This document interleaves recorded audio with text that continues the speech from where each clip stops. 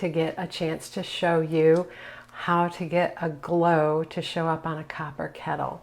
So I hope that it will empower you and encourage you to try it yourselves too. So let's get to our demo. I'm going to get on my overhead camera. There we go. And so copper. We have a copper tea kettle here. And I just want to share with you. So I always do, when I'm doing my demo sample pieces, I'll always do like a write down here what colors I use, what brushes I use. So the next time I come back and I look at this, because I keep it in my, what do you call it? Journal, artist journal. When I come back and look at this, then I can remind myself what my colors were. And I want you to know there's not one metallic paint in here. Okay, so we're able to get that look of shine on metal without using metallics, but that doesn't mean you can't, okay? But the problem is that when we use a metallic paint, then everything shines, right? And when we want, what we really want to shine is the part where the light is hitting it. So I'm going to share with you how we create this right now. So let's get our colors out. Now, when you're working with a metal color, all right, you want to pick the colors that go with that metal tone. So in other words, for copper, you want to pick brown tones, okay? And for something like a silver tea kettle or a silver coffee server or whatever, silver anything, you're going to go with your grays, all right? And with the golds, you're going to go more with the yellows and little bits of brown, okay? So I'm going to put out the colors that we need to create this coppery look. We're using Pueblo. There we go. And so that's our primary color tone for this whole kettle, is that Pueblo. And then we're going to adjust the tones of that with some browns. So this is Coffee Latte. And then we have Bark Brown. Okay. And then we have Burnt Umber. All right. And then, so this is just to get our tones of shading and different, the patina that you get from a copper as it ages and the light reflection, etc. That's all of those colors there. Then to get our shine, we're going to use that Pueblo again, and we're going to be adding things like yellow. This is Lemon Custard, so a tone down from the brighter daffodil yellow. And then some white, so Wicker White. All right, and then I'm going to be using our new super soft white natural mop brush to do this, okay? Because that's going to allow me to get this base on here very quickly with medium and not use a ton of paint, which would wrinkle up my paper more. So I'm going to be sharing with you how we use those. And then I'm also going to be using our new softer rake brush. This is our 1/2-inch rake brush. And that's what I'm going to be using to get some of the wear lines and shading lines in here, as well as our highlighted glow on our metal, okay? So I'm going to put out a lot of floating medium, or at least enough to get the base of the kettle done, okay? So I'm going to set this up here, and then we're ready to go. So I have my kettle sketched out on my paper right here. All right, and I'm going to get my, this is a 1/2-inch mop, okay? And I'm going to load this with all medium. This is floating medium, okay? So we're going to get medium in this brush, quite a bit of it, work it into those bristles, okay? And then I'm going to come over here and pick up the Pueblo and work that in with the medium. I'm going to grab a bunch of medium here, and I'm just going to work those two together on my mop, okay? And then when I want a strong color, all I have to do is just come slide right next to the strong color to get that on the tip of my brush, all right? So, Lee, you need to pick up these brushes and play with them. Believe me, you're going to love them. Okay, so I'm going to come right in here. We're just going to base this in for now, And this is what I love about it. You can get all this color brushed in here very quickly with no dry edges because you're mixing it with the medium, okay? So I'm going to go through, and it still gives you a chisel edge, okay? So I can get into the corners, and then while it's still wet, I can smooth it out. See that? More medium, more Pueblo, and I'm going to come right over here and come down this edge. I want a little stronger on that outside edge, so I'm going to come back and swipe next to my puddle to get a stronger edge. All right, more medium, more Pueblo, and we're going to come down here and then across. Let's come back that way. Okay, so now I just need to get that same color and medium on my brush, and I can fill this in. Let me get this line just a little bit more done. Medium, Pueblo, and I'm going to follow the curve of my kettle. Get a little bit stronger Pueblo because I don't want that to have a line right there. Okay, so very quickly I can get this based in. Yes, guys, go try these brushes. If you have them and they're just sitting there, you're going to be sad that you never tried them before once you do. So you will be very happy with what they can do for you. And we thank Paula so much for introducing us to them. Okay, so now I want to come down here and get my spout.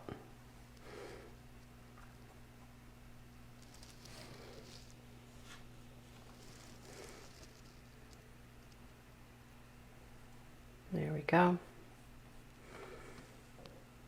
And there. Now I've got everything that I can do with this brush in there. Now, before I leave this, I'm going to come and swipe next to, let me get some more medium, and I want some paper towel that I can get at here. There. Okay, so I want to wipe this off and just get medium, and I'm going to come over here and we're going to side swipe some of the bark brown. Okay, so I'm going to come along this edge right here. These are wonderful for floating, wet on wet. Look at that. All right, now I'm going to come down since you've been able to see, oops, let's invert that, there we go. Since you've been able to see how I've been working with the brush, all right, now I want you to see the brush strokes a little better. So let me turn this a little, and I'm going to come right up here underneath my lid. See how great that does for shading?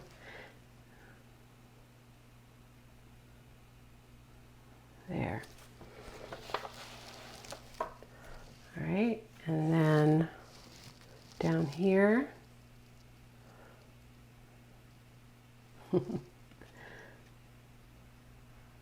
I wasn't sure, Teresa, if I was going to be able to get that convincing metallic look or metal look without metallic paint, but if you look at some of the fine artists and how they create their paintings with metal and glass, and there's no metallics or anything in them that would cause a shine. They create the look, the impression of the look with flat paint. Okay, so I've got quite a bit of that shading in there that I want, and then I want to come, I'm getting some more of the bark brown, and I'm just going to come in here. Let me get that right on the chisel edge. See, I picked it up right there, and I can just sweep that right across. over that dry paint, and it's going to give me some pretty streaky looks there, okay? All right, so wiping off that brush again, I'm going to come and get, let me back up just a little bit. I'm going to come and get more medium, and we're going to get the Pueblo and some coffee latte, okay? So we're going to kind of mix those two together on the brush. It's important to have the Pueblo in there because that is the base color of the teapot. And so when you're stroking some of these different colors in here with that base color as part of the mix, it's going to look like more part of what you're stroking on. So see how I got a little bit of a brighter color here, and then more of the coffee latte with the Pueblo. I came through here, just kind of dulled it down a little bit, right? So I'm just sputtering it across with the chisel edge of this brush, still medium, and the coffee latte with the Pueblo, okay? So let's come through here, and we're going to sweep that. And a little bit more of the coffee latte without the Pueblo. I'm going to come right down the center of the spout right there. And I'm going to create just a little bit of a colored difference in that area there. Okay? And this is going to make a difference when we start adding our darkness to it as well. I'm going to come up here and just add a little bit in there. And so hopefully you can see the difference in those colors. Okay, now I'm going to clean this brush, and I'm going to wipe it off pretty good. I don't want a lot of water in it. Okay, and so now let me get a smaller brush because I need to work some of these smaller detail areas. So I'm going to grab my 6 flat, get that damp. And I'm going to get some medium and some Pueblo. We're going to come up here and just get this little handle up here based in. A little more of that. Now, I want to come along this edge right here and sharpen that up with some of the strong Pueblo. And that will allow for the part that has the medium mixed in to look like a different tone. Okay, so you work with the medium, without the medium, you're going to get different colors. All right, now I'm going to come and get, with this 6 flat, more medium, I've got Pueblo on there. I'm going to get some burnt umber now. And I'm going to come right here to the opening of my spout. Okay. And then I'm going to come along the bottom below that area that I put the coffee latte in. Let me flip the brush over. There we go. All right, a little stronger. That wasn't quite strong enough.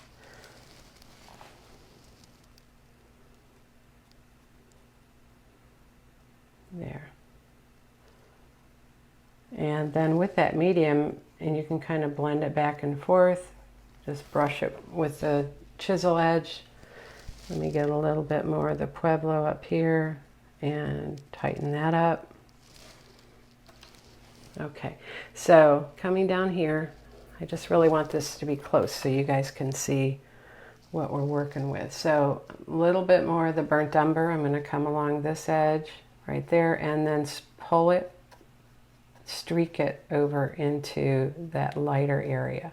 Okay, so you're just kind of, it's not a shading thing. You're really casting that with a patina color, a little bit of the Pueblo worked in with it so it still matches the color of our metal. All right, and that's really going to make a difference. All right, let me get some more medium, a little bit more of the burnt umber, and we're going to come from here and just sputter down and pull it back.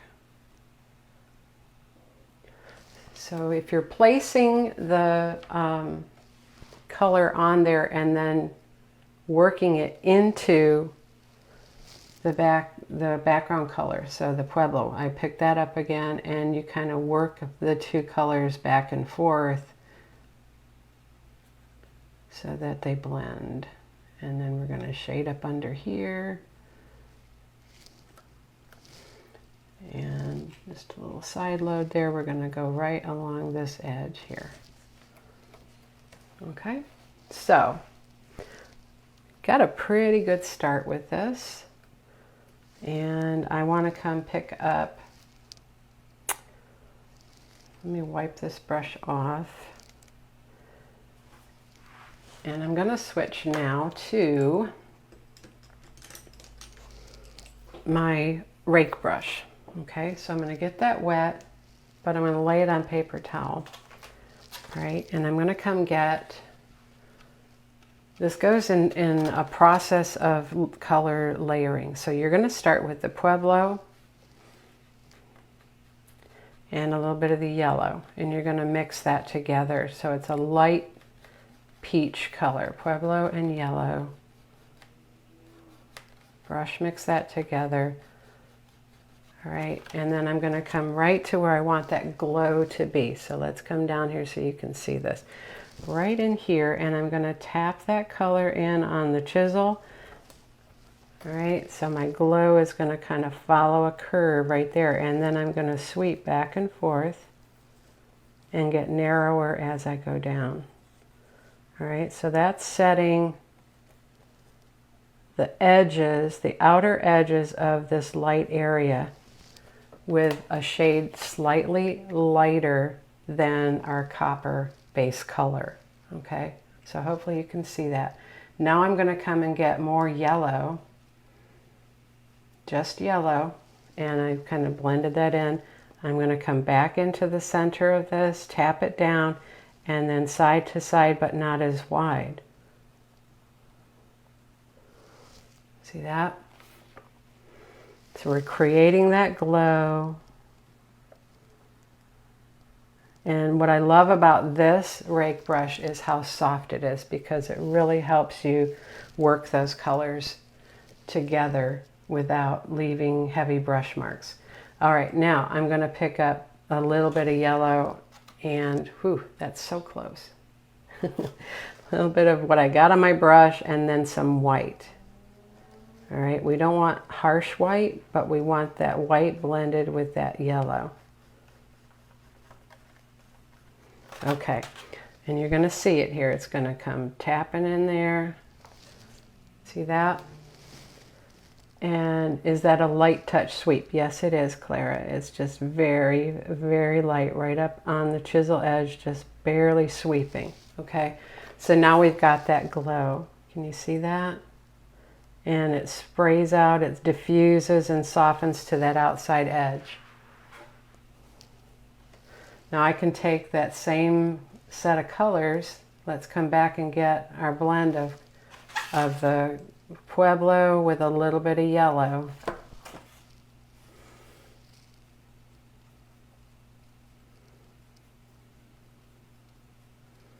So we're getting that kind of light rusty peach color. Okay, and I can come along with the chisel edge of this brush and just kind of sputter that to give a slight glow on the curved edge of the lid. A little bit more here. All right, and then I can come right up just like we did before, kind of tap it right there and then sweep side to side. You can even do it with the corner of the brush to get that. It's almost a dry brush. See there? And then I'm going to do a little bit more over here.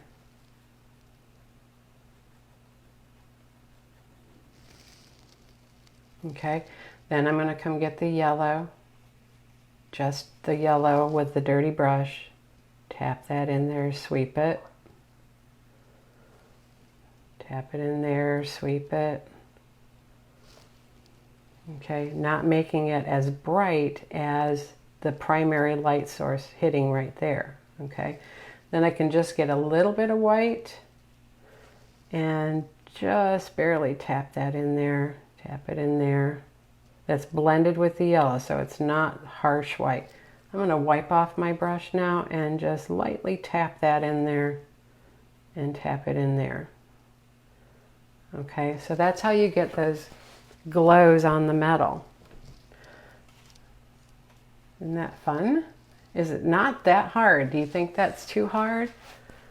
You think you could do that? I'm going to put a little bit right there as well. Okay, so now if I come and emphasize the darker areas around it, let me get some medium on this rake brush, and I'm going to pick up some of the bark brown just with the colors that I have on my brush. All right, and I'm going to sweep up here. All right, and I'm going to make another chisel edge pull up there. See how we're getting some character in that spout? And let me get a little more of the brown. We're going to come here, touch it along there, and then sweep it, following the curve.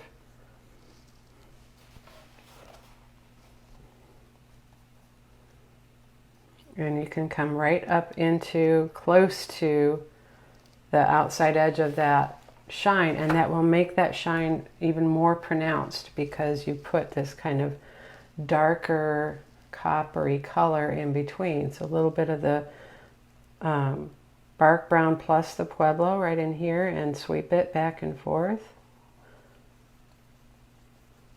A little more bark brown. Oops, that's a lot of bark brown. Let me get a little more of the Pueblo, so that's okay. It's easy to fix. And I liked, because I wanted this to look like it was aged, having a little bit of this patina and change in colors. I put coffee latte there, and then I came and picked up some of the Pueblo. And this is all with this rake brush because it's so soft. Or you could use the mop brush again, but it's wet and I didn't want to. All right, but see how you can get all these different colors in here? All right, now I'm going to go for some medium and some burnt umber, and there's a line right through here, right, and then just flick up a little bit there. I'm going to wipe off my brush, and then watch this. We're going to push that back into the background color. Okay, just kind of rub it in. A little bit of medium. There we go. Get some of that Pueblo, and you can add some bright spots throughout, just here and there, and see how that's just adding more and more character. Pueblo, a little bit of medium, here and there. Just making sure every time I do this that I'm following the curve of my pot, okay, of my kettle. There we go. Okay. So now can you see the shine on? Let me get just a little bit of yellow in here, and I'm going to work this in here. Right up on the spout, a little more. All right, so you're getting a little bit of shine coming from that spout. You've got this major glow right there. You can have a little bit of it right here. You can come in and get some more brown and emphasize that edge underneath. Okay, now let's finish our little tea kettle here, our little teapot, short and stout.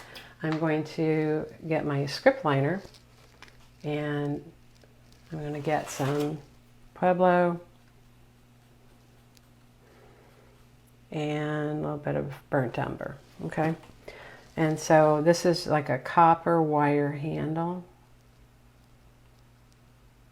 We're going to go down into that wood right there, and then it touches the edge of the pot and then comes back out here.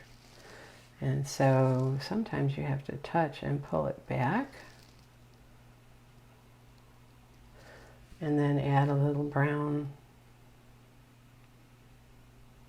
there.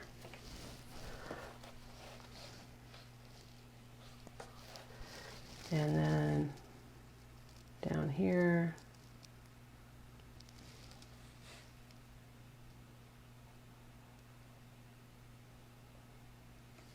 And then I'm going to get a little bit of the brown, and we're going to pull it together right there.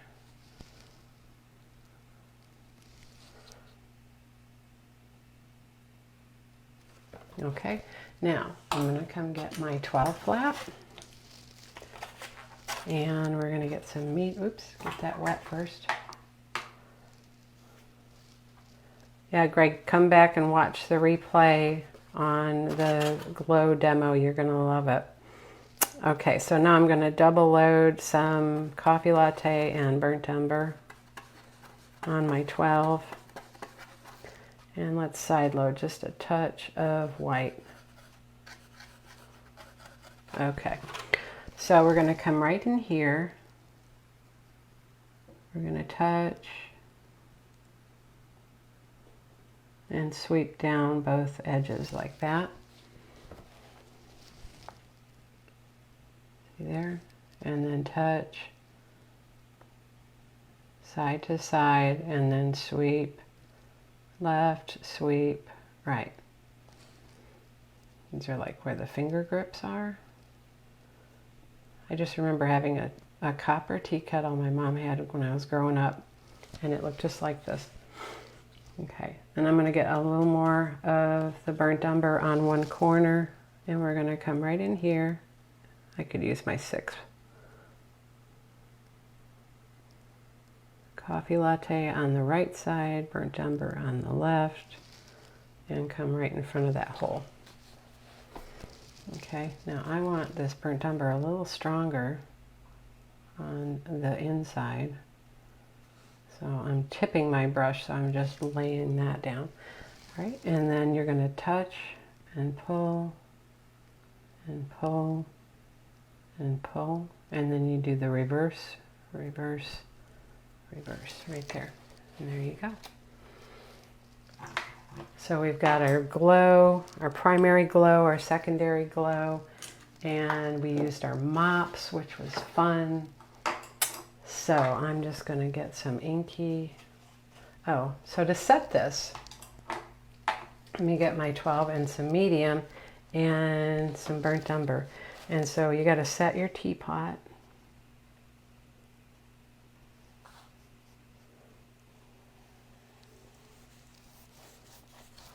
There we go.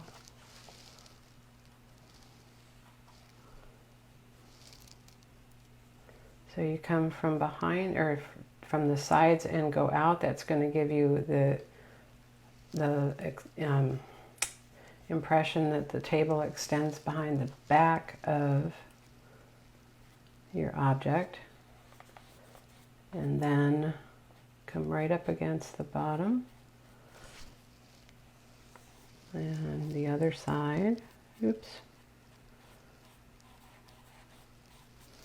More medium with that brown, and then you can get it lighter. Let me smooth this out. This doesn't look good over here.